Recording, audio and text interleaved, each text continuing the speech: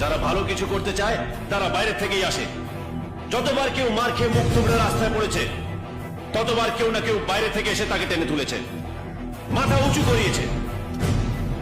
আমি সেই লোক যে তোমাদের টেনে তুলবে, মাথা উঁচু করাবে, মুখে হাসি ফিরিয়ে নিয়ে আসবে। তোর লোন আছে? 10 দিন পর তোর লোন যখন শোধ হবে, এসে আমাকে বুকে জড়িয়ে ধরে 108 বার আমার নাম নিস।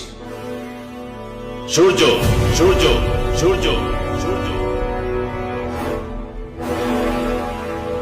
10 दिन बाद यही मिलेंगे, पार्टी करेंगे, झंडा गाड़ेंगे।